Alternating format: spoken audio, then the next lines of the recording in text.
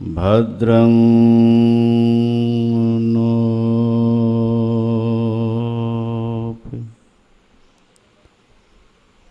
वातयमनाः ॐ शान्तिः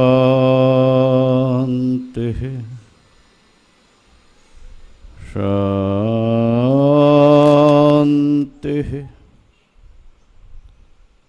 शान्तिः।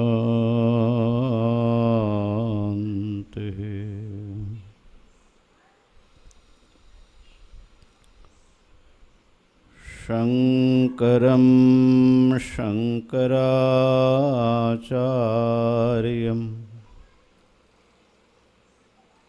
केशवं बादरायणं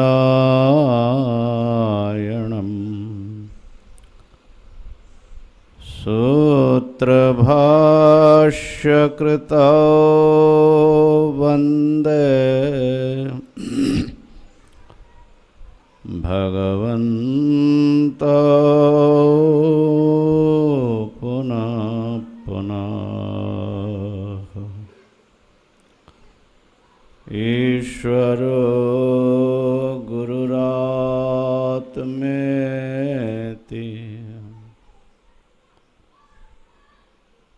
मूर्तिभेद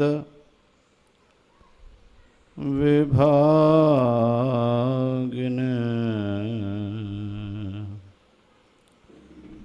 व्योमवद्व्याप्तदेहाय दक्षिणामूर्तये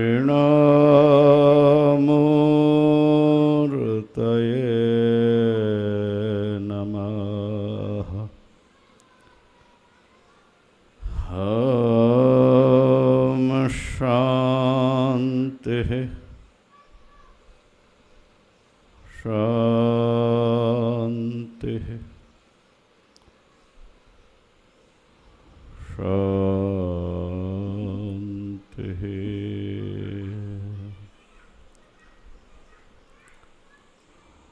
हरि ओम हरि ओम हरि ओम।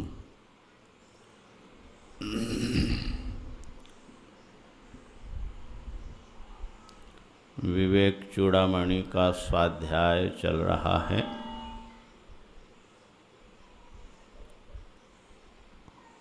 और हम लोग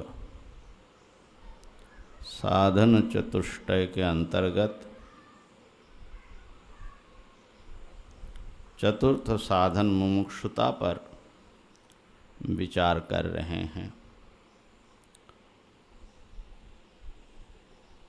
ये चार साधन रहने पर ही साधक ब्रह्म की प्राप्ति कर सकते हैं।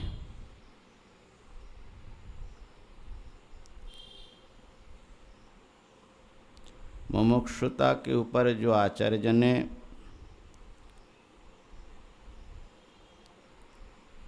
विचार प्रस्तुत किया, उस श्लोक का एक बार हम लोग उच्चारण करते हैं। 28वां श्लोक है। अहंकारादिदेहान्तान्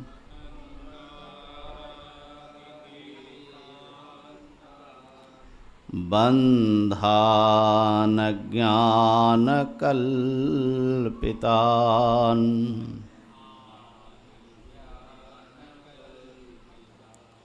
स्वस्वरूपावबोधेन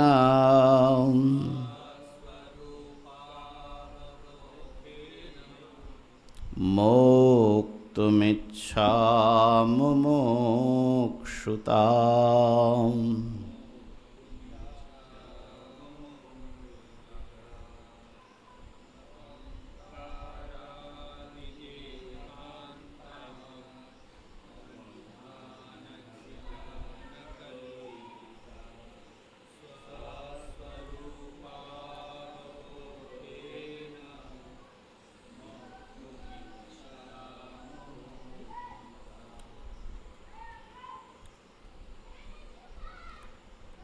जीवात्मा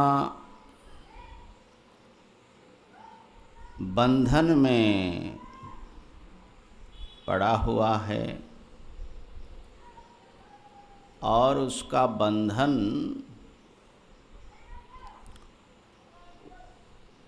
उसी के अहंकार से लेकर देह पर्यंत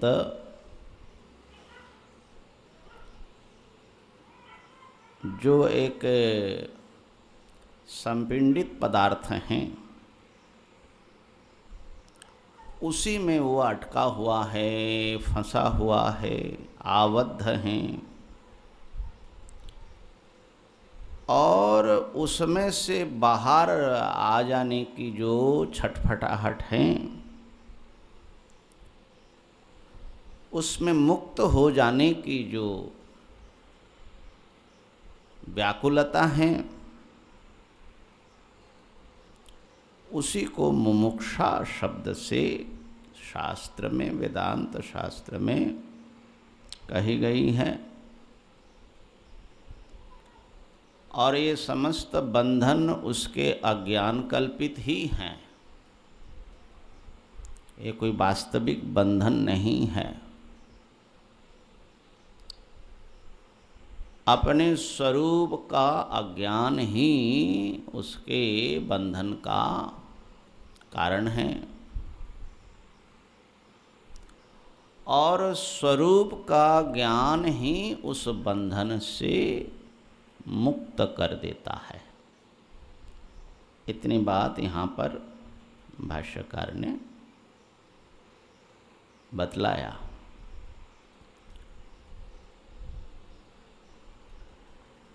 और इस मुमुक्षा को अपनी ही अंतरात्मा की एक आर्त पुकार के रूप में पहचानने की ज़रूरत है। मुक्त होने की इच्छा जब तक शास्त्र में ही पढ़ेंगे या कोई बाहरी चीज़ रह जाएगी कि हमको बाहर से कहीं मुमुक्षा लानी है, तो वो सच्ची मुमुक्षा नहीं होगी। मुमुक्षा है आप चाहते हैं जो हैं भीतर से, अपने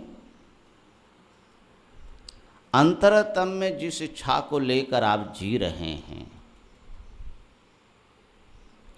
उसको रिकॉग्नाइज करना आपकी स्वयं की तीव्र आकांक्षा ही मुमुक्षा है। इसी बात को कि ये बाहरी चीज़ नहीं है और सब में मुमुक्षा हैं, सब बल्कि सब निरंतर जो हम प्रयास कर रहे हैं वो अपने आप को मुक्त करने के लिए ही कर रहे हैं प्रयास। समस्त कर्म, समस्त साधना, समस्त ज्ञान, समस्त व्यवहार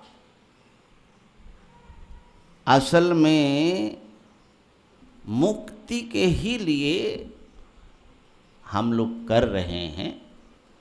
बात दूसरी है कि उसमें से हम और ज़्यादा उलझ जा रहे और फंस जा रहे बंधन को, और हम जो समझ रहे हैं कि हम मुक्त हो जाएंगे ऐसा करके, लेकिन वो बंधन और घनीभूत हो जा रहा है।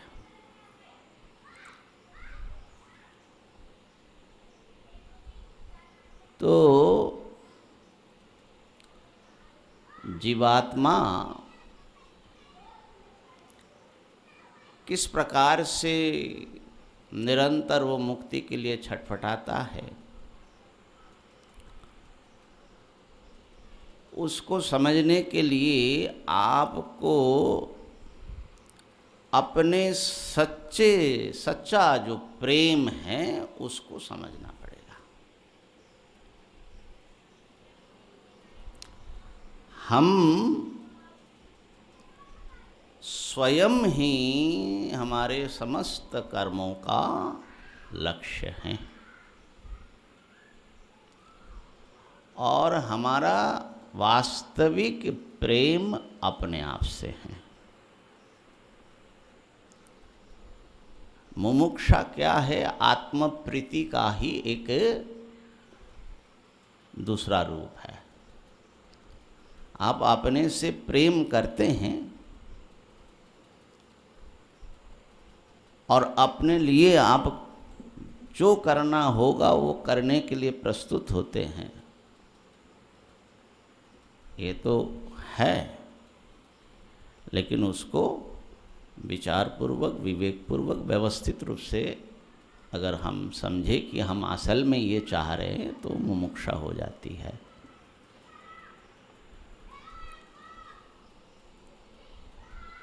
वेदांत शास्त्र में भी प्रेम के ऊपर कुछ गंभीर विश्लेषण आया है और वहाँ पर इस समस्या पर विचार किया कि समस्त अनात्मा वस्तुओं में जो हमारा प्रेम है, उस प्रेम को हम कैसे समेट करके एकमात्र आत्मचिंतन में ही लगा दे। दूसरे शब्द में, अनात्मा से प्रीति हटा लेना और केवल आत्मा में ही हमारी प्रीति को समझ पाना, व्यवस्थापित करना। जो याज्ञवल्क्य जी और मैत्रेयी संवाद की चर्चा हमने गत स्वाध्याय में किया था, उसमें यही सरल संदेश है कि तुम सचमुच उस ज्ञान को पाना चाहती हो, आत्मज्ञान, ब्रह्म ज्ञान, जिससे तुम अमृत बन जाओगी, तो सबसे पहले अपने प्रेम को शुद्ध करो, अपने प्रेम को संशोधित करो। असल में ये हृदय की शुद्धि, चित्त शुद्धि के बिना वेदांत की साधना ठीक से होती भी नहीं है और बिल्कुल शुष्क हो जाता है, क्योंकि उसका प्रेम वो समझता है कि कहीं और है और हम जिसको चाह रहे हैं वो कोई और है। प्रायः व्यक्ति जब बचपन से थोड़ा बड़ा होता है, विवेकवान होता है, तो हम देखते हैं जो हमें अच्छा लगता है इंद्रियों का, वो हमारे लिए कल्याणकर नहीं होता। हमारा प्रेय और हमारा श्रेय भिन्न है। इसीलिए बात बात पर माता पिता गुरुजन टोका करते, ऐसा मत करो, वैसा मत करो, वैसा मत करो, रुकते रहते हैं। भोग में हमारी बड़ी प्रीति है, आकर्षण है, और उसमें सब अंकुश लगाते रहते हैं। और धीरे धीरे हमको भी समझ में आता है कि बिना अंकुश के अमर जातीतीत भोग से हम तो अपने देह इंद्रिय जिंदगी को ही ख़त्म कर देंगे। तो ऐसा मालूम पड़ता है कि हमारा हित अलग है और हमारा जो सुख है वो अलग है। इसलिए संसार सुख देने वाले पदार्थ हैं और संसार को छोड़ करके भगवान की ओर जाना वो कल्याणकर है। ऐसा श्रेय और प्रेय जो हैं दो दिशा में चल रहती हैं। श्रेयश्च प्रेयश्च मनुष्य में तस्तो, है ना। स्वाभाविक विषयों की और इंद्रियां बहे, ये जो हैं प्रेय हैं, और वहाँ से समेटो, इंद्रियों को संयत करो, फिर उसको मन में डालो, फिर मन को जो है अहंता में विलीन करो, फिर अहंता को आत्मा में, माने उल्टी दिशा में गति करनी होती है। एक का नाम भोग और एक का नाम योग, उल्टा। कश्चित धीरः प्रत्यगात्मानमैक्षद आवृत्त चक्षुः अमृतत्वमिच्छन्। अब कितना कठिन काम है। बाहर इतने सब रमणीय भोग्योपकरण फैला हुआ है और हमको बोल रहे हैं कि आंख बंद करो, कान बंद करो, सब बंद करो। अरे भाई ये कैसी बात है। इसीलिए तो साधक बहुत कम होते हैं, योगी कम होते हैं। तो श्रेय और प्रेय में बड़ा भारी विरोधाभास मालूम पड़ता है।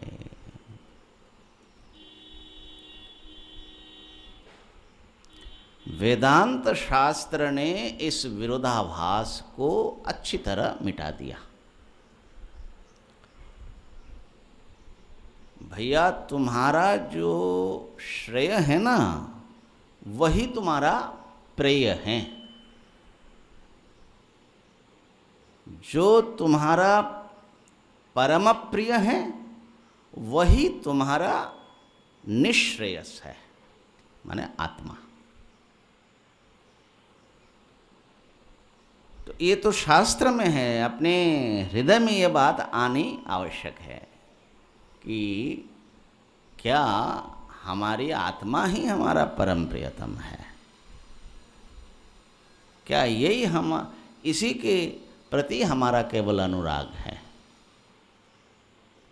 इस बात को मेरे ख्याल से जब तक साधक अपने आप में व्यवस्थित नहीं कर पाता तो उसकी साधना माने मुमुक्षा तो होगी नहीं, वैराग्य भी ठीक से नहीं होगा विषयों से। अब जैसे कल हमने कहा था कि तुलसीदास जी भी कहते हैं कि सबके ताग, सबके ममता ताग बटोरी, है ना। वो जो है ना जनक जननी, हाँ जननी जनक की जनक जननी जो भी हो वो है बंधु सुतधारा। तो लगभग सबका नाम ले लिया जिन जिन से हमारा प्रेम है। अब ममता तो सब में हमारी ममता की वृत्ति जो है प्रवाहित हो रही है, स्नेह की वृत्ति, और वहाँ से सबसे नाता तोड़ के एक परमात्मा से नाता जोड़ना बड़ा माने सुनने में तो पहले पहले ऐसा लगता है कि भाई किधर ले जा रहा है, सबसे नाता तोड़ के।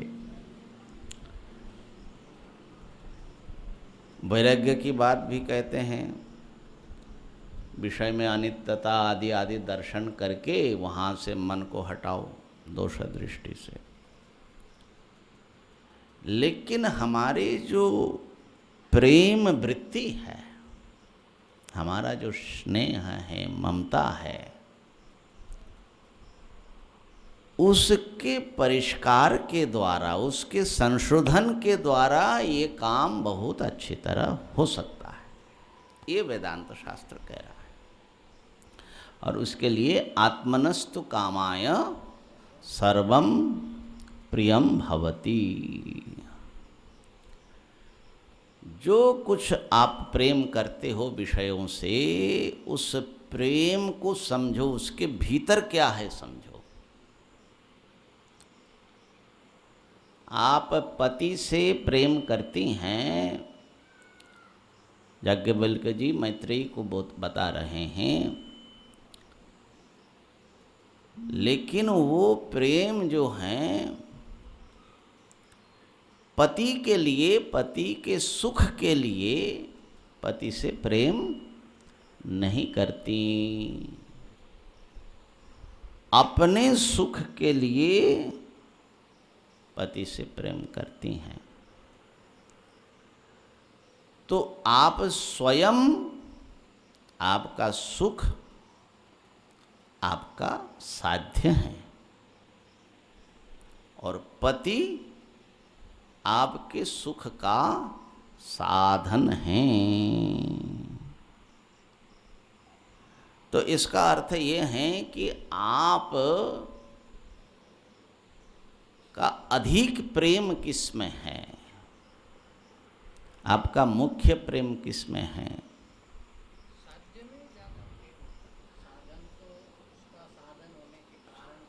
हाँ, तो साध्य में प्रेम है ज़्यादा। आत्मनस्तु कामाय, है ना, नवारे पत्य हो कामाय। ये जो काम शब्द हैं, ये समझने में हमको बहुत कठिनाई आती थी। कामाय का अर्थ तो भाष्यकार ने प्रयोजनाय, पति के प्रयोजन से, पति के प्रयोजन को सिद्ध करने के लिए तुम पति से प्रेम नहीं करती, अपने प्रयोजन सिद्ध होता है इसलिए पति से प्रेम करती हैं। लेकिन काम शब्द का ऐसा अब लग रहा है कि सीधा सीधा अर्थ जो है, काम का अर्थ होता है इच्छा। काम माने किसी को चाहना।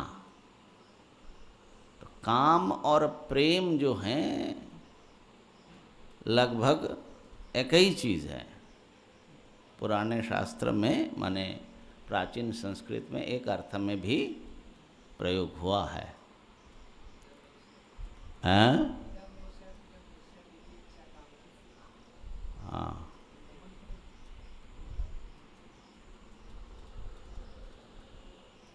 तो काम जो है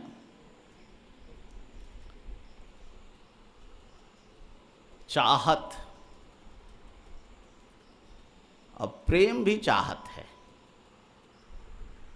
ना। खाली चाहत में एक अंतर पंचदशीकार ने बताया, जो अप्राप्त है उसकी प्राप्ति की इच्छा, उसको इच्छा या काम कहलाता है।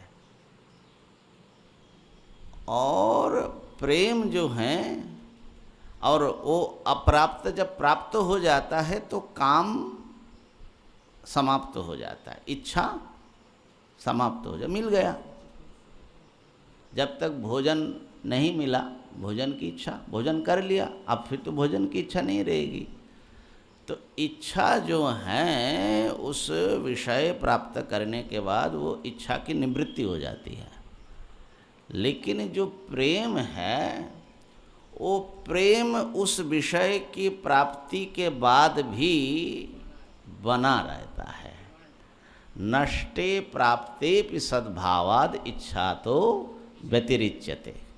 हाँ, अगर विषय नष्ट हो गया, जैसे मान लो जिस पत्नी से आप प्रेम करते थे वो चली गई, लेकिन विषय न रहने पर भी प्रेम बना हुआ है उससे, नष्टे अप्राप्ते भी सद्भावात वो रह जाता है। माने वो चाहत जो है तात्कालिक चाहत नहीं है, वो एक स्थायी भाव के रूप में आपके दिल में रहती है। तो ये जो चाहत है, पति की जो चाहत है, वो चाहत इसलिए है कि आप आत्मा को चाहते हो। आत्मनस्तु कामाय। अगर आप आत्मा को नहीं, माने अपने आप को नहीं चाहते तो पति को भी नहीं चाह सकते। जिस दिन बल्कि आत्मा को चाहते हैं फिर भी पति को नहीं चाहते हैं, ऐसा भी बहुत हो जाता है। तो आत्मा की चाहत नहीं होगी तो आत्मा चाहत माने प्रेम, काम, तो आत्मा काम अगर हमारा समाप्त हो जाएगा तो ये जो सारी श्रृंखला है प्रेम की वो एकदम खत्म हो जाएगा। तो हमारे समस्त प्रेम, जहाँ जहाँ हमारा प्रेम है, उस विषय प्रीति को समझने की और बड़े गहराई से उसको, उसके चरित्र को समझने की आवश्यकता है। एक तो वो हमेशा आत्म प्रेम के अधीन होगा, माने हमको सुख देते हैं, इसलिए उस विषय से हमारा प्रेम है। अगर सुख नहीं देगा तो प्रेम भी नहीं रहेगा। एक तो ये बात है। दूसरी बात है कि ये प्रेम जो है व्यभिचरित प्रेम है, बदलता रहता है, आज है कल नहीं है। इसकी चर्चा भी हमने गत उसमें किया है ना। पहचानने में इनकार कर देते हैं, पहचानते नहीं हैं, ऐसा हो जाता है। और तीसरी बात है कि कितने भी इस चीज़ों से आप प्रेम करें, लेकिन सबसे प्रियतम हमेशा आपकी आत्मा ही बनी रहती है। इस बात को कैसे समझाया बृहदारण्यक में, माने दो प्रसंग में हमको ये लगा कि प्रेम की चर्चा आई है वेदांत में। एक तो आत्मनस्तु कामाय सर्वम प्रियम भवति, ये बात जो प्रसंग है, इसीलिए आत्मा बारे द्रष्टव्य श्रोतव्य मंतव्य। और दूसरा बृहदारण्यक के प्रथम अध्याय में ही उसके चतुर्थ ब्राह्मण में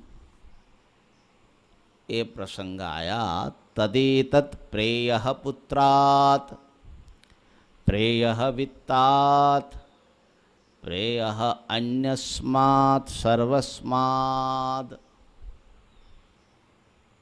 अंतरतरम यदयमात्मा। ये एक प्रसंग है। ये जो आत्मा है, यह आत्मा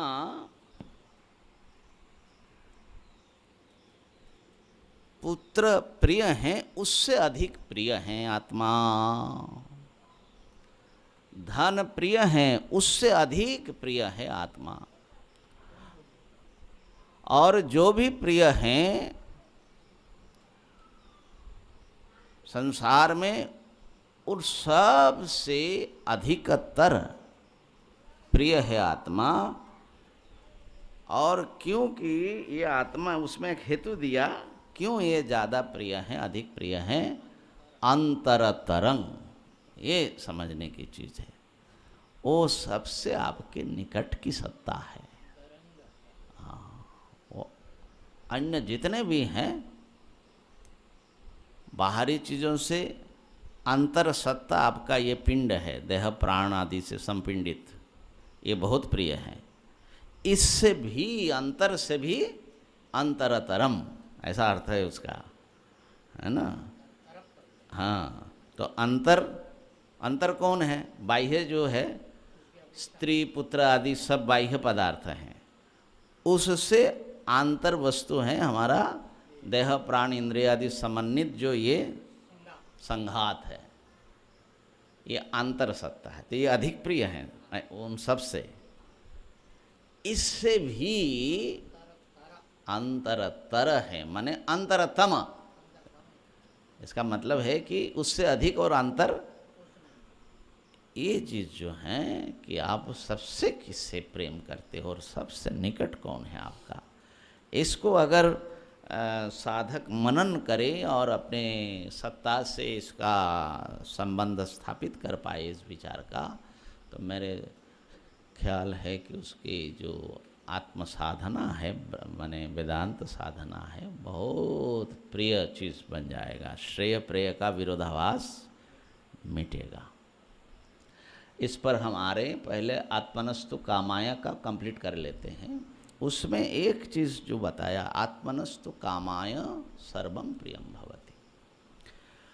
तो वस्तु से जो हमारा प्रेम है, क्या उस वस्तु के स्वरूप में कुछ ऐसा है जिससे वो हमको बड़ा प्रिय लगता है? ये प्रश्न है। क्या वस्तु स्वरूप में कुछ ऐसा चीज़ है जो प्रिय हैं, अथवा उस वस्तु में कुछ हम देखते हैं जिसके कारण वो प्रिय होता है? ये जो आत्मनस्तु कामाय, श्रुति कह रही कि नहीं, वस्तु स्वरूपतः प्रिय नहीं है, वो तो प्रिय तुम बनाते हो। तुम अपनी भावनाओं से, अपने प्रोजेक्शन से, अपने आप को तुम उसमें देखना चाहते हो, देखते हो जब तक, तब तक वो तुम्हारा प्रिय बना रहता है। इसको थोड़ा समझ लो। इसे तो आप लोग सब जानते ही हैं, वेदांत की प्रक्रिया। देखिए, वेदांत में जो रियलिटी है, माने संसार, वो संसार बाह्य पदार्थ माने ऑब्जेक्टिव प्लस कुछ आप अपने मन में जो उसका एक चित्र रूप बनाते हैं, वो सब मिला करके उसको रियलिटी माना जाता है। माने रियलिटी जो है वो सब्जेक्टिव ऑब्जेक्टिव है, मिश्रण है, वो खाली शुद्ध पदार्थ नहीं है। इसको पंचदशी का एक प्रकरण है, द्वैत विवेक प्रकरण, जिसमें जीव सृष्टि और ईश्वर सृष्टि के बारे में बात की। तो यहाँ बताया कि बाह्य पदार्थ और बाह्य पदार्थ को हमने अपने ज्ञान और कर्म के आधार पर पुनः सृष्टि की। वो जो हमारी सृष्टि है, हमारे ज्ञान कर्म के कारण, वो हमारा सुख दुख का कारण है। और उदाहरण बड़ा स्पष्ट सुंदर दिया, अस्ति मांसमयी योषिद काचिदन्या मनोमयी, मांसमय्या अभेदेपि भिद्यते ही मनोमयी, है ना। एक स्त्री है और वो स्त्री जो मांस का बना हुआ, हड्डी मांस का जो पुतला है, वो मांसमयी जो नारी है, मांसमयी जो स्त्री है, वो दूसरी चीज है, काचिदन्या मनोमयी। और उसका जो आपने अपने मन से जो उसका एक स्वरूप दिया, वो मनोमयी नारी दूसरी हैं। हाँ, इतना जरूर है कि वो मानसमयी और मनोमयी हमारे लिए एक होकर के आ रहा है। और उसका उदाहरण दे रहे हैं कि एक स्त्री शरीर में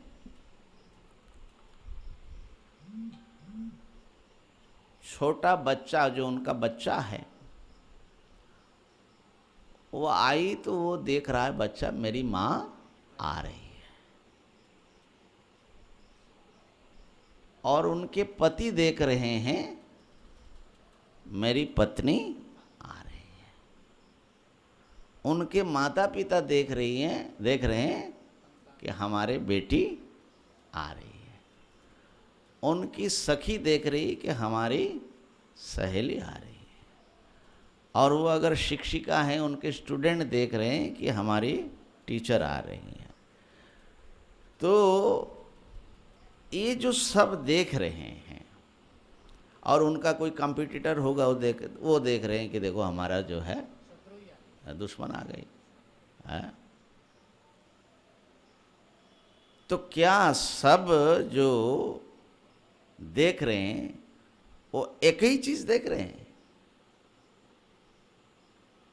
बच्चा तो माँ को देख रहा है, माँ के प्रति कैसी दृष्टि हमारी होती है, और पति तो उनकी पत्नी को देख रहे, तो पत्नी के प्रति कैसी दृष्टि होती है। बर्ताव, भाव भी अलग हो जाता है, बर्ताव भी अलग हो जाता है।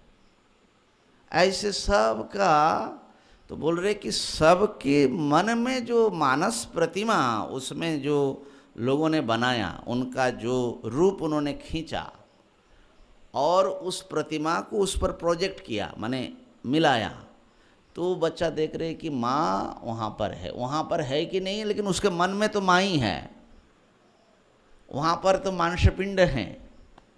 तो पंचदशीकार कहते हैं कि सबके मनोमयी प्रतिमा तो भिन्न भिन्न हैं, लेकिन सब में जिस मांसमयी वस्तु को लेकर ये सब कल्पना है वो अभिन्न है, वह एक पिंड है। तो मांसमयी जो वस्तु है वो बाह्य वस्तु है, वो सबके लिए कॉमन है। और मनोमयी जो है, अब पति जो है किसी भी प्रकार से उसको माँ नहीं समझ सकता, और न बच्चा जो है उसको अपनी पत्नी समझ सकता है। तो मनोमय में तो बिल्कुल दोनों का भिन्नता बना रहेगा और उसके अनुसार सुख दुख होगा। तो देखो, तो हम बच्चा जो प्रेम कर रहा है वो माँ से कर रहा है कि पिंड से कर रहा है? माँ से कर रहा है। माने उसके मनोमयी सत्ता जब तक उसमें प्रोजेक्ट न हो तब तक उसका प्रेम नहीं होगा। तो असल में वो अपनी कल्पना से प्रेम कर रहा है, अगर हम कहे तो। हालांकि कल्पना इसको नहीं माना वेदांती ने, व्यवहारिक सत्ता माना। माने ये जो मन का बनाया हुआ चीज़ है वो भी रियल है, उसका भी अपने एक वास्तवता है, मनोवास्तवता है ना। मन में जो कुछ घटित होता है वो सब अनरियल नहीं समझना। मन आपके भीतर डर बैठ गया, डर लग रहा है, तो ये कोई अनरियल चीज़ है क्या? मनोवृत्ति कोई अनरियल हो जाएगी? कोई ज़रूरी नहीं है, ठीक है ना। तो मेरा कहना ये था कि वेदांत की दृष्टि में ये दोनों का मिश्रण होता है। तो जो मांसमयी प्रतिमा है उसकी सृष्टि तो भगवान ने की, वो तो ईश्वर सृष्ट है। लेकिन ईश्वर सृष्ट पदार्थ को लेकर के हमने जो अपने मन में जो कुछ गढ़ा वो हमारी वैयक्तिक सृष्टि है, जीव सृष्टि है। और हमारे सुख दुख से ज़्यादा ताल्लुक ज़्यादा क्या है, माने सबसे यही एकमात्र मनोमय सृष्टि कारण बन जाता है। हाँ, सुख दुख का यही कारण है। कितने लोग मर जाते हैं, हमको कोई कष्ट नहीं होता, मर ही रहे हैं, लेकिन हम जिसको अपना मानते हैं उसका कुछ हो जाए तो हमारा कितनी बेचैनी होती है। लेकिन उस व्यक्ति से जिसका कोई संबंध नहीं है उसको कुछ नहीं होता। तो इसका मतलब है कि वो जो दुख है वो उसके साथ में जो आपकी कल्पना भावना आदि जुड़ी हुई है उसके कारण। तो वस्तु दुख का कारण नहीं है। ईश्वर सृष्ट जगत उत्पन्न हो रहा है, नष्ट हो रहा है, उससे कुछ हमारे कुछ प्रभाव नहीं पड़ता है। लेकिन इसमें हमारा जो अपना एक संसार हमने बनाया है उसमें अगर कुछ परिवर्तन हो तो वो प्रभाव डालता है। इस विषय को बहुत अच्छे ढंग से वेदांत शास्त्र में समझाया जाता है। दूर देश में कोई बेटा गया और उसका जो है मृत्यु समाचार आ गया,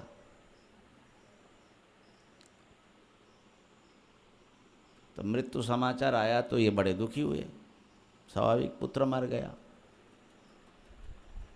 अब पुत्र असल में मरा नहीं है, ये एक गलत समाचार आया, तो उसका जो दुख हुआ पुत्र के मरने से हुआ क्या? उसका दुख का कारण कौन है? क्यों दुख हो रहा है उसको? पुत्र तो जिंदा है, वो तो अपना काम में लगा है, मन वाला मर गया। तो वास्तव पुत्र की मृत्यु हुआ नहीं, लेकिन उसका मनोमय जो मर गया उससे उसको दुख हो रहा है। उल्टा ले लो, पुत्र मर गया, उसके पास खबर नहीं है, यह खबर है कि वो जिंदा है। तो पुत्र मर गया, ऑब्जेक्टिव रियलिटी है, लेकिन वो उसको दुख नहीं दे रहा है क्योंकि उसके मन में अभी तक जिंदा है। तो हमारे सारा सुख दुख हमारे मनोकल्पित, माने मनोकल्पित एकदम हवा कल्पना नहीं है, उसके साथ जुड़ करके। तो इसलिए ये जो कह रहे कि आत्मनस्तु कामाय सर्वम प्रियम भवति, वो हमारी अपनी जो कामना है, हम जो चाहते हैं और उसको उसमें प्रोजेक्ट करते हैं, उसमें प्रतिभास उसको देखते हैं, तभी हम उसको प्रिय कह पाते हैं। माने इसको ऐसा समझ लीजिए कि ये जो लड्डू बनाते हैं बेसन के, बड़ा अच्छा लगता है खाने में, मीठा होता है, या बूंदिया जो लड्डू है, लेकिन वो बेसन जो इतना मीठा लगता है उसमें चीनी मिलाया गया है, इसलिए बेसन मीठा है। ऐसे बेसन खाओ, देखो कितना प्रिय लगे।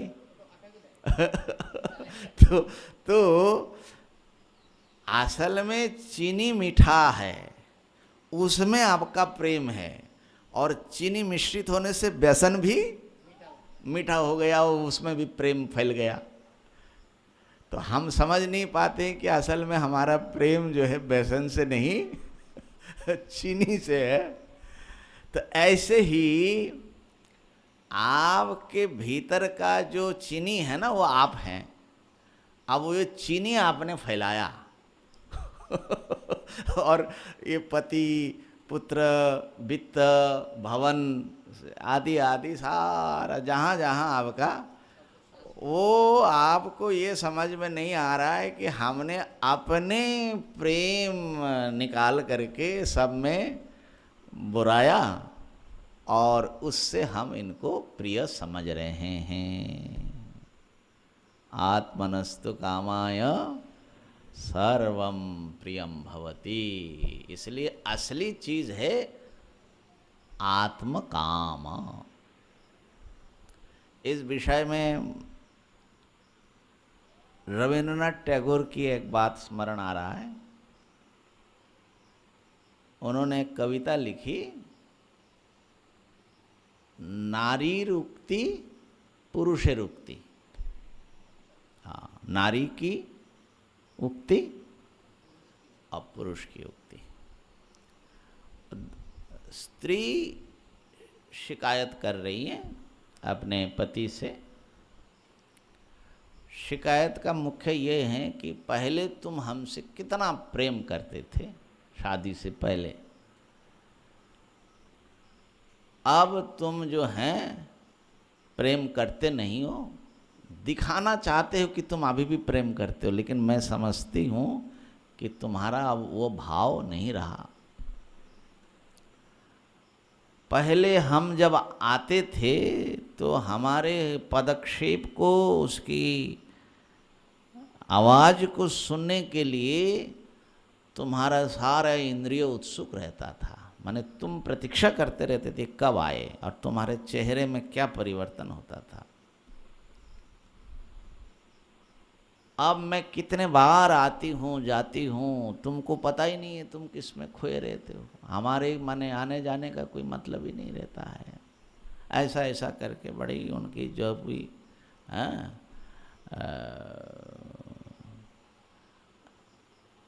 तुम रहने दो, तुम यदि तुम्हारे हृदय से प्रेम नहीं हो रहा है तुम दिखावा मत करो। माने ये उनका जो है, और बहुत सुंदर ढंग से लिखा। हम तो माने बोल भी नहीं पा रहे उनकी भाषा टैगोर की, और उसको जो एकदम माने सजीव कर देते हैं। और मैं समझता हूँ कि सभी स्त्रियों की जो शिकायत है, अभियोग है, जो वेदना है वो उसमें आता है, इसलिए वो माने चिरंतन हो जाता है ना। तो अब इसके बाद पुरुष अपना बोलना चालू करता है। पुरुष ने कहा कि ये बात तुम जो कह रही हो, ये बात तो सही है, और ये भी बात सही है कि जब हम यौवन के प्रभात बेला में मैं निकला था दुनिया जय करने के लिए, उस समय जब तुम दिखाई पड़ी तो हमको ऐसा लगा कि कोई देवी हैं, कोई रानी हैं, कोई सम्राज्ञी हैं, और मेरे समस्त प्रेम और सारे हृदय वृत्ति तुम्हारे चरणों में नौछावर हो गई। और क्या रहस्य तुम्हारे में है, उसमें है, मैं समझ नहीं पाता था। और जैसे कोई भौरा बार बार खिले हुए कमल में गुनगुनाता है, उसके इर्द गिर्द घूमता रहता है, मैं तुम्हारे ऐसे प्रति आकृष्ट हो गया था। धीरे धीरे दिन बीतता गया तो पता लगा कि ये कोई स्वर्गीय देवी नहीं है, ये हमारे ही जैसा हाड़ मांस की बनी पुतले हैं। हमारे यहाँ जैसे काम है, क्रोध है, लालच है, उधर भी वैसा ही सब कुछ है ना। बल्कि टैगोर ने तो नहीं लिखा, एक किसी निबंधकार ने लिखा कि पहला जो प्रेम होता है तो उस प्रेम में प्रेमिक भी शायद ऐसा समझते हैं और प्रेमिका भी समझते हैं कि ये जो हमारा प्रेमिक है ये थूकता नहीं, हाँ, मल मूत्र नहीं करता, माने बड़ा सुंदर पवित्र, ये सब तो माने उसके प्रेम को खंडित ना करेगा।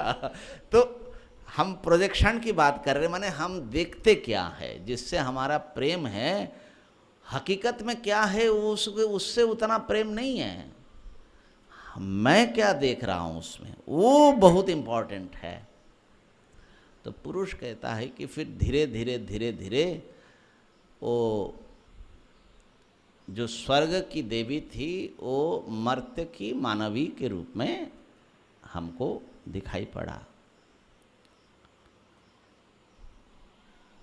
तो इसलिए मैं तो इतना ही निवेदन करूंगा तुमसे,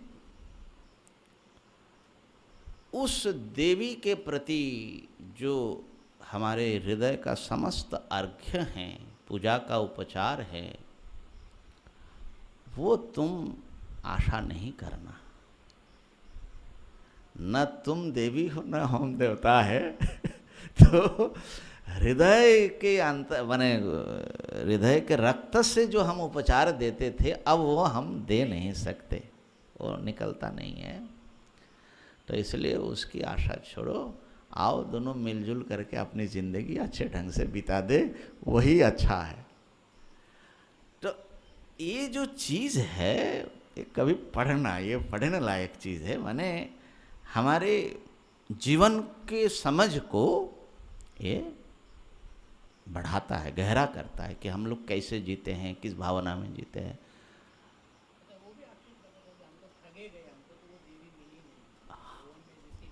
हाँ हाँ हाँ हाँ, मिट गया। तो टैगोर की एक फेमस उक्ति है, अर्धेक मानवी तुम्ही अर्धेक कल्पना। तुम आधा, जो हमने जो जिसको पूजा, आधा तो तुम थी और आधा जो है कल्पना थी, हकीकत नहीं था। अब वो खत्म हो गया, इसलिए प्रेम नहीं है। तो आत्मनस्तु कामाय, ये बात ध्यान देने की, जहाँ आपका प्रेम है उसको गहराई से अनुसंधान करो कि आपका प्रोजेक्शन कितना है, आप अपने मन से, अपने कल्पना से, अपने प्रेम से कैसा उसको बना रहे हो। और असल में क्या है, तो देखेंगे कि आप अपने से इतना प्रेम करते हैं, उसी के कारण आप अपने आप को सुखी करने के लिए उस कल्पना का एक प्रतिमा निर्माण करते हैं और उस प्रतिमा को किसी बाहरी सत्ता पर आप प्रोजेक्ट करते हैं। यही सर्वत्र प्रेम की कथा है।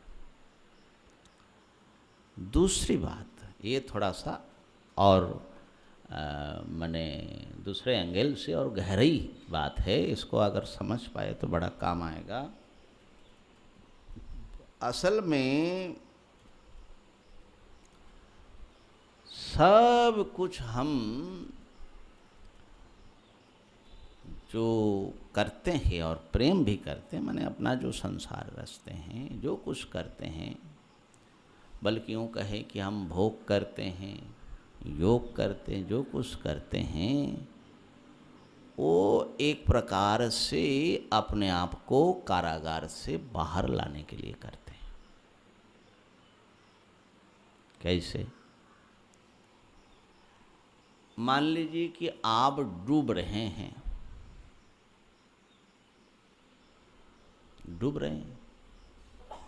सांस रुक रहा है, तैरना आता नहीं है या तैरा जा नहीं रहा है, इतने बाढ़ है।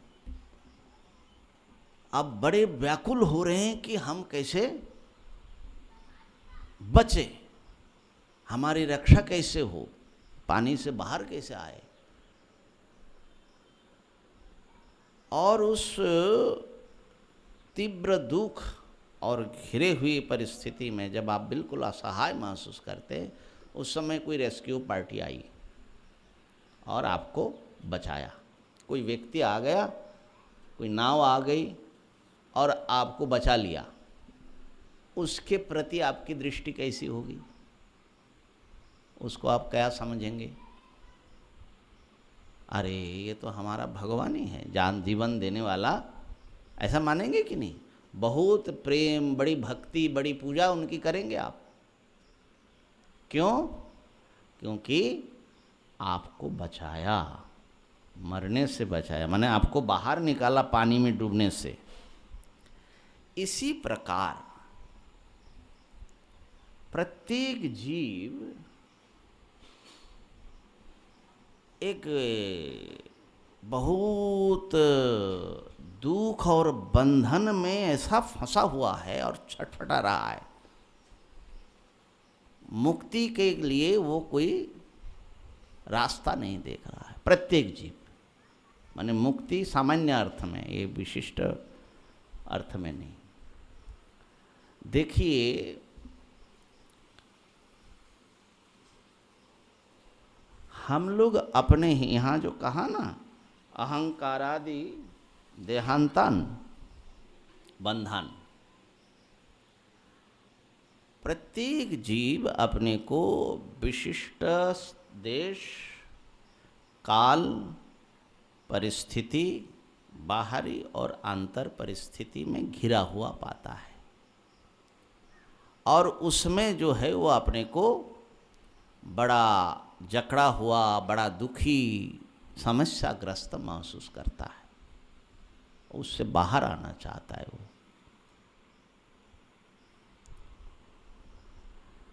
इतने जो मानव समाज में विनोदन का क्षेत्र है, एंटरटेनमेंट जिसको बोलते हैं, ये मनुष्यों को एंटरटेनमेंट की क्या ज़रूरत है? फिल्म है, क्रीड़ा है, बड़ा संसार है, साहित्य है, फलाना है, ढिकाना है, इसकी क्या ज़रूरत है? बिना विनोदन का इंसान का जिंदगी नहीं होगा। विनोदन की क्या ज़रूरत है? लेकिन आश्चर्य की बात है, सब पूरे विश्व में हर जगह विनोदन व्यवस्था है और अरबों खरबों जो है उसमें इंडस्ट्री है ना। विनोदन की ज़रूरत क्या पड़ती है? तो थोड़े दिन अगर विनोदन न हो, आपका मन का कोई मनोरंजन न हो,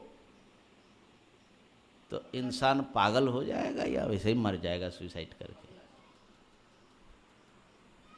इतनी ज़बरदस्त उसको ज़रूरत है। क्यों?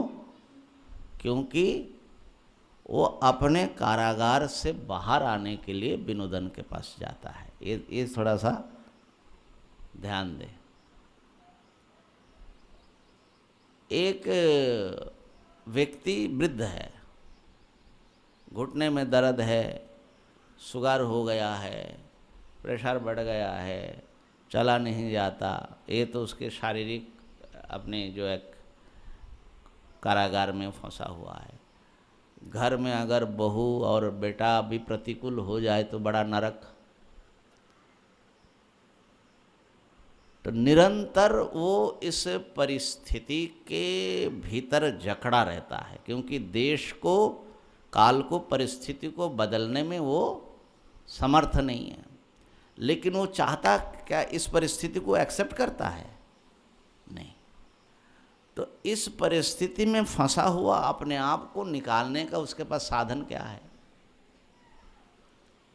व्यवहारिक साधन और कुछ हो ना हो, लेकिन थोड़ी देर के लिए अगर वो फिल्म देख ले, हंस ले, तो थोड़ी देर के लिए क्या होता है, वो अपने आप को भूलता है। ये जो आत्म विस्मृति है, ये जो अहंकार की विस्मृति है, तो जिसको देख करके वो अपने आप को थोड़े विस्मरण सा कर लेता है, अपने बंधे हुए जकड़ा हुआ परिस्थिति को भूल जाता है, उसको वो बड़ा अच्छा लगता है कि थोड़ी देर के लिए तो हमको बाहर ले आया। माने जिसमें मैं डूबा हुआ हूँ, सांस रुक रहा है, उसमें से बाहर आ गया। साहित्य में खास करके ये जो मैं कह रहा हूँ, ये विचार रसशास्त्र में ये बात बताया गया है। जैसे हम रामलीला देख रहे हैं, तो रामलीला देख करके हमको कुछ एक फ्रेशनेस मालूम पड़ती है। हम अपने दैनंदिन जीवन यात्रा की यंत्रणा से एक थोड़ी देर के लिए मुक्ति पाते हैं। नहीं तो तुम सुबह से लेकर के शाम तक और दिन, पक्ष, मास, वर्ष खाली खाना पीना, ये वो, इसी में अगर फंसा रहे व्यक्ति तो थक जाता है। तो उनको जो है उस जो रामलीला का, चाहे फिल्म में हो या नाटक में हो, रामलीला में जो पात्र राम बना हुआ है वो असली राम नहीं है। ऐतिहासिक व्यक्ति जो राम था वो तो अतीत की बात है, और ये जो व्यक्ति हैं ये दूसरा कोई है। लेकिन उसके ऐसा वातावरण बनाता है, एक तो शब्द और दृश्य माने संगीत आदि के द्वारा, तो उससे वो इस देश को से अलग करके उस व्यक्ति को देखता है। माने वो असली राम है, वो ऐसा देखता है, और काल को भी अतिक्रमण करता है ना। तो इस प्रकार से राम जो हैं, उसका जो राम है उस दर्शक का, वो देश काल और ये परिस्थिति से मुक्त एक सत्ता वो बन जाता है। बात कितना हम समझा पाए लेकिन ये जो है तो हाँ, इसी को साधारणीकरण या सामान्यीकरण बोलते हैं। हाँ, इसी को बोलते हैं। अब ये देखिए कि राम जी रो रहे हैं सीता के विरह में। तो राम जी का जो विरह है, असल में राम ने रोया था, तो वो रोना हमारा रोना कैसे बनता है? तो राम जो हैं एक राम न होकर के खाली एक विरही आत्मा का प्रतीक होता है। और उसके विरह जो हैं, तो विरही आत्मा हम सब है, और इसीलिए हम उनको अपने साथ तादात्म्य, इसको तादात्म्यकरण बोलते हैं। और राम छटपटा नहीं रहा है, वो जो है हम रो रहे। और ये हम जो हैं, ये देश काल में आबद्ध नहीं व्यक्ति, वो एक विरही आत्मा के रूप में अपने को महसूस कर रहा है। ये अपने आप से वो बाहर निकल रहा है। असल में प्रत्येक सार्थक रस सृष्टि का यही है कि वो आपको आप से मुक्त कर सकता है कि नहीं, आपको अपने जकड़न से मुक्त कर सकता है कि नहीं। अगर ये नहीं कर सकता तो कितना भी पैसा खर्चा करे उसका कोई मतलब नहीं है, रसानुभूति नहीं होगी उसको। और रसानुभूति वहीं है जहाँ आप बाहर आते हो, जहाँ आप अपने अहंकार आदि जो एकदम घिरे हुई जो एक बंधा हुआ अस्तित्व को ब्रेक करके कहीं पहुँच जाते हैं एक अन्य लोक में, उससे आपको रसानुभूति होती है। तो इस प्रकार से तो देखा जाए तो व्यक्ति निरंतर अपने से ही मुक्त होने के लिए प्रयास करता है और अपने को ही कहीं और दिव्य लोक में ले जाना चाहता है। और जो तथाकथित भोग है, तथाकथित जो ड्रग्स है, ड्रग्स में इतना आकर्षण क्यों है? तो ड्रग्स में आकर्षण इसी कारण से है, क्यों? वो ऐसा तनाव और ऐसे सब परिस्थिति में अपने को जकड़ा पाता है और वो बाहर निकलने के लिए छटपटाता है, उसको कोई दूसरा रास्ता नहीं दिखता, कठिन रास्ता है। तो वो जो है ड्रग्स लेना शुरू करता है, थोड़ी देर के लिए उसको बड़ा रिलैक्स और भुला देता है कि उसकी परिस्थिति समस्या क्या है ना। तो एक प्रकार से देखो तो ड्रग्स में व्यक्ति जिस कारण से जा रहा है, फिल्म या नाटक का आनंद लेने में भी उसी कारण से जाता है, और संसार के भोग में भी उसी कारण से जाता है। भोग के विषय में वेदांत शास्त्र में एक उदाहरण दिया इस विषय पर, तज्जथा प्रियया स्त्रिया संपरिष्वक्तः न बाह्यम किंचन वेद नान्तरम। एक उपमा देते हैं, जब कोई पुरुष अपने प्रियतमा स्त्री से आलिंगित होता है तो वो बाहर की दुनिया और बाहरी समस्या को थोड़ी देर के लिए भूल जाता है। न बाह्यम किंचन वेद, कुछ भी उसको उस समय याद नहीं रहता है, जान नहीं पाता। न आंतरम, और मन की चिंताएं, परेशानियां, भावनाएं, टेंशन, ये भी थोड़ी देर के लिए वो जो है ड्रप्ट हो जाता है, गिर जाता है। तो ये जो बाह्य और आंतर परिस्थिति के कैद में व्यक्ति फंसा हुआ था और उसी के समाधान में वो छटपटा रहा था, वो थोड़ी देर के लिए वो सब कुछ भूलता है, और इसी भूलने के कारण ही उसको थोड़ा सुख मिलता है। और जो उसको, जो वस्तु, जो व्यक्ति, जो कथा, जो चीज़ उसको इसमें मदद करता है कि वो उसका जकड़न से वो बाहर आए, माने उसकी मुक्ति में, मुक्ति माने सामान्य अर्थ में प्रयोग कर रहा हूँ, उसकी मुक्ति में जो भी सहायक होता है वो बड़ा उसको प्रिय लगता है, क्योंकि उसके लिए एक कारागार से बाहर आने का वो एक साधन हो जाता है। तो आत्मनस्तु कामाय, माने आत्मा की मुक्ति के रूप में वो उसको प्रिय मानता है ना। और जब फिर ये मुक्त नहीं कर सकता मान लो कि शारीरिक स्तर पर दोनों मिल रहे हैं, लेकिन वो अपने अहंकार को विस्मृत नहीं हो पा रहा है, अपने तनाव नहीं भूल पा रहा है, या उसको उसकी जो एक क्या कहे, ये देह आदि का जो एक ऊपर उठ जाने का जो एक अनुभूति है वो नहीं हो रहा है,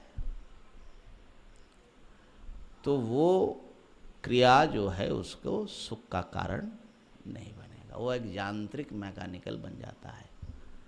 बहुत लोग ऐसा बताते हैं कि प्रारंभिक जो प्रेम होता है, पति पत्नी जब पहली शादी करते हैं तो बोलते हैं कि इतना सुख उसको मालूम पड़ता है, एक एक अंग बोलते हैं कि सुख की उसमें शहद टपक रहा है, माने इसीलिए वो बोलते भी है ना, क्या बोलते हैं, हनीमून। हाँ, हनीमून माने हनी जो है वो ये तब तक हनीमून है, माने वो तब तक शहद टपकता है, फिर जब शहद टपकना बंद हो जाता है ना तो हनी नहीं रहता है तो कहने का अर्थ है कि धीरे धीरे वो जो उसकी एक उसका जो मोह है, उसकी जो एक इंटेंसिटी है वो विलुप्त हो जाता है। उसको पुनः उस ढंग से वो बाहर ले आए, सब कुछ भुला दे, ये नहीं होता, और वहाँ से फिर समस्या खड़ी हो जाती, शुरू हो जाती है। ड्रग्स में भी यही स्थिति है, पहले जितनी मात्रा से उसको जो है नशा चढ़ जाता था, फिर धीरे धीरे वो काम नहीं करता है, तो कोशिश तो करता रहता है वो उसी में जाए, लेकिन उसको पूरी राहत नहीं मिलती। योगी भी यही काम करता है, लेकिन योग के द्वारा। भोगी भी अपने से मुक्त होना चाहता है और योगी भी अपने से मुक्त होना चाहता है। अपना शब्द यहाँ थोड़ा माने शरीर इंद्रिय और ये सारा जकड़न जो है ना। अच्छा देखिए, कई बार मैं महसूस करता हूँ, फिल्म देखता हूँ तो कोई हीरो है जो बड़ा जो है हीरोइक काम करता है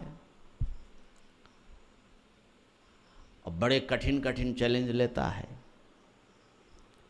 कितने दुश्मनों से लड़ता है और सब बाधा अतिक्रमण करके उसका जो भी माने ध्येय होता है या जो भी प्रेम होता है उसको वो जीतता है। तो मैं सोचता हूँ कि इसको देख करके, अब लगभग एक ही कथा है सब जगह, माने घुमा फिरा करके फिल्म का कंटेनमेंट उतना ही है ना, प्रेम और वीरता, यही हीरो का जो है वो है। और हीरो वर्शिप तो पूरी दुनिया कब से कर रही है, अब आगे भी करती रहेगी, हीरो को जो है वो पूजा करता ही है। तो मैं सोचता हूँ कि इसमें देखते हैं तो इसमें इतना आनंद कैसे मिलता है, तो पता लगा नहीं, खुद तो कर नहीं पाते हैं, हम तो डरपोक हैं, कोई दबंग आ जाए तो हम दब जाते हैं, तो ये जो दब जाते हैं हमारा मन उसको एक्सेप्ट नहीं करता, हम भी ऐसा कर पाते लेकिन डरते हैं तो क्या करते हैं, कल्पना में हम बन सकते हैं वीर, समझे ना, तो हम उनमें किसी ना किसी रूप में अपने को उस हीरो के साथ जोड़ देते हैं, माने हम ही हीरो बन जाते हैं। अब बढ़िया है, हीरो भी बन गए और खतरा भी कुछ नहीं उठाना पड़ रहा है, खाली बैठे बैठे उसके साथ देखते रहो जितना खतरा वहाँ उठाए और हम मनी मन जो है उसका भागी बन जाते हैं। तो इस प्रकार से उसके साथ में एक ऐसा तादात्म्य करके हम अपने जिस अंतर दबाव में हम माने कष्ट पाते हैं, अब कोई भी अपने को कायर और इस रूप में देखना थोड़ा ही चाहेगा, किसी को अच्छा नहीं लगेगा, तो इसलिए वो जो है बाहर आता है। ये बाहर आना ही असली चीज़ है, समझे ना। तो योगी भी समाधि में वो तो थोड़े ज़्यादा जो है परिष्कृत रास्ता है, माने सच्ची रास्ता तो वेदांत है, योगी का भी पूरा पूरा परफेक्ट नहीं है, ये हम बताएंगे लेकिन योगी क्या करता है, समस्त वृत्ति निरोध करके और अपने अहम को भी वो इस प्रकार से विसर्जित कर देता है। तो ये जो अहम का विस्मरण हो जाना, जहाँ अहम ये अहम न रहे, वो ध्येय के साथ एकाकार हो जाए, ये ना समाधि है।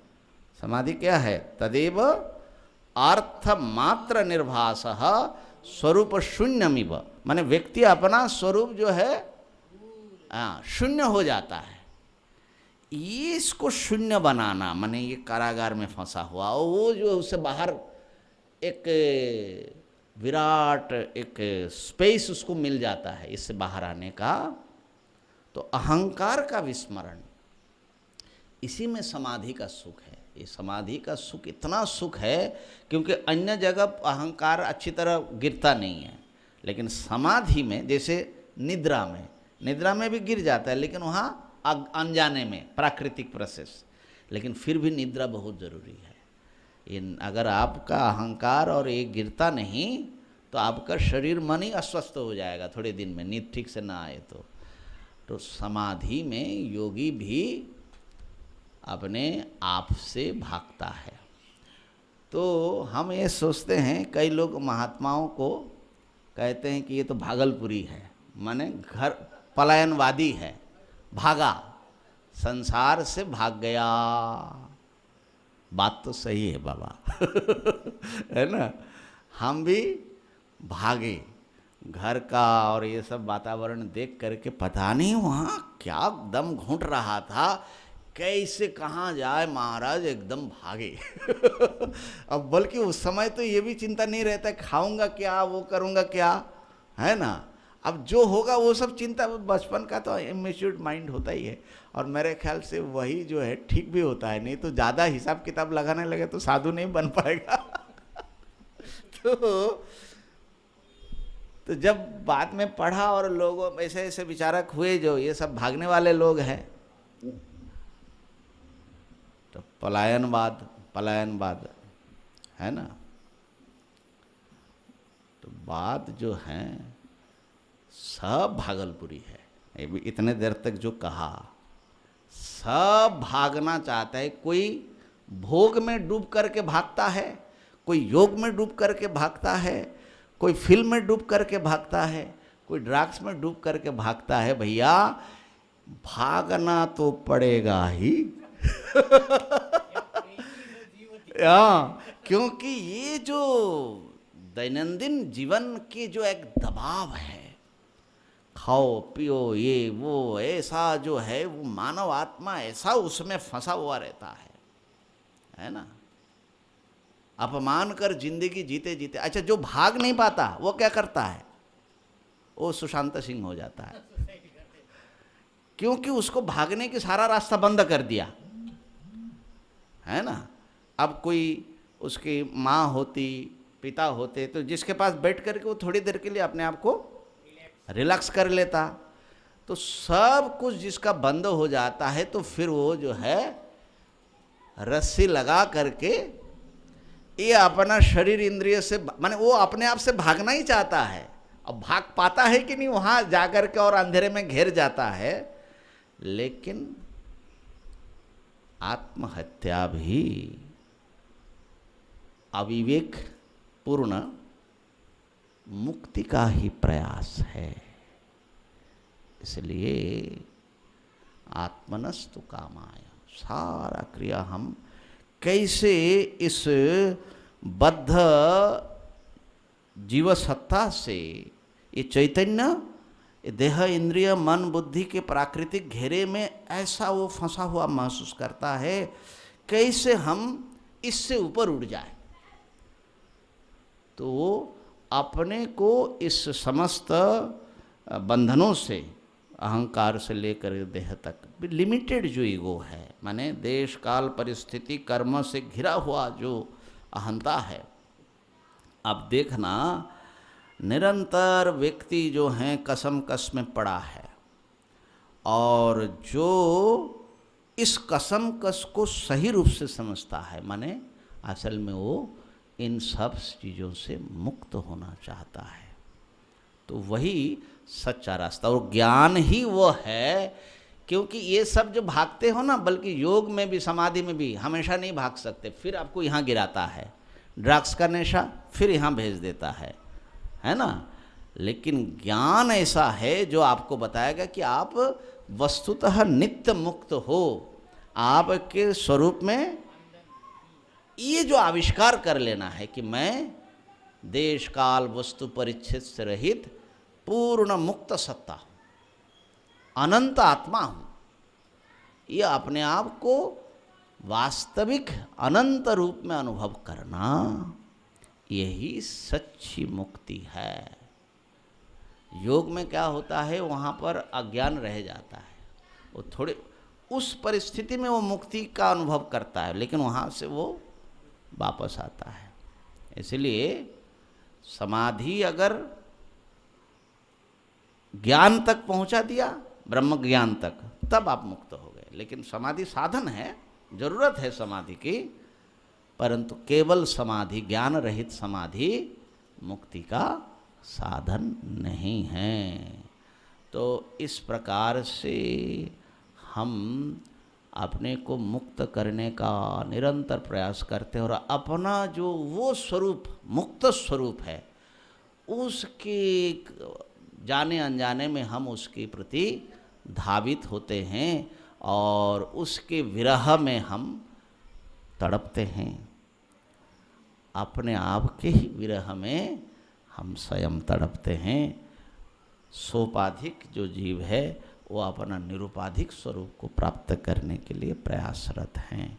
यही असली उसकी मुक्ति है, उसी के लिए प्रीति है, वही इंसान का एकमात्र गंतव्य है। इन्हीं शब्दों के साथ ओम पूर्णमदः पूर्णमिदं पूर्णात् पूर्णमुदच्यते पूर्णस्य पूर्णमादाय पूर्णमेवावशिष्यते। ओम शांति शांति शांति। शंकरं शंकर